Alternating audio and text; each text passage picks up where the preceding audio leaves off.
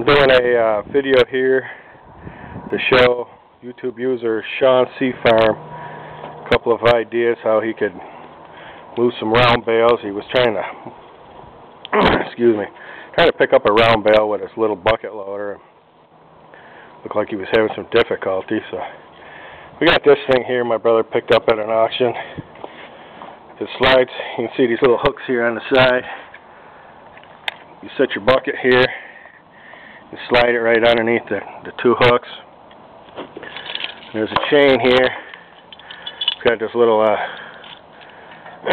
turnbuckle thing here. This goes up the back side of your bucket, and you latch that to hold this tight against the bottom of your bucket. You don't use these for spears. It's just heavy duty pipe. And you just slide them under the bale. Your round bales is what he's trying to move. You slide them under the bale so the bales are sits on top of the pipes, and you pick them up and you just carry it around and dump it. Seems to work pretty good. We ain't used it too much, but we have used it a little bit. What we did use quite a bit. I've got this. I got it just hanging up on our bobcat here, or our backhoe. These are the old hay forks.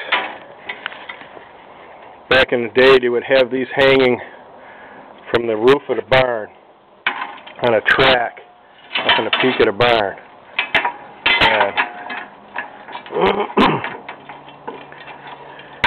And there's 4 forks. What you do is you stick one of these or 2 of these on each side of your bale. You don't have to shove them in fire. The way they hang, the weight of them, and it pulls them into the bale when you lift them up. There's a clevis here. You just put a piece of chain right to your bucket loader.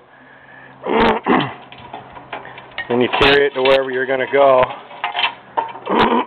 Excuse me, tickling my throat. And you got this rope here. We would run a string on this up to the cab of the tractor. And I don't know if you can see how this works when I do it. When you get to where you're going, you pull this rope, and that would release. Yeah, I guess it don't work without a weight of a bale on it. When you pull this here, I don't know if I can do it with one hand. There it goes. This little thing here drops down. That puts the weight on these outside chains. You can see how they're hooked. With the weight on the outside chain, the hooks would pull up, and the hay would drop down. After the bale drop, you pull this here. It's kind of rusty. It's been sitting around a while. Pull that, and it goes up. You can see how it latches right there. That latches under that little button there.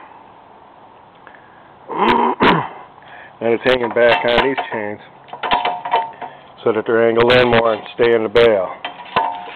See if I can get that to work again here. Yeah, you got to kind of have some weight on that. It don't work much without weight. But when you pull the chain, it hooks into this little eyelet here. You can see that just drops down through when that pulls back.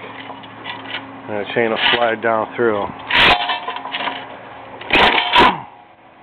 Just pull it back up and it latches. That worked pretty handy. There was a couple different styles that they had. Some of them were just long spikes with a little thing on the bottom that would turn to keep the hay from sliding off. And then some of them used these. Some of them had other big grapple. We got a pair that these are fixed and they just hinge in the middle. But there's no way. You got to manually lift them up off the bale. That didn't work good, but this worked pretty good. You could just sit right in the seat, swing your bale right over your feet, or get a rope and tug, and the bale would drop.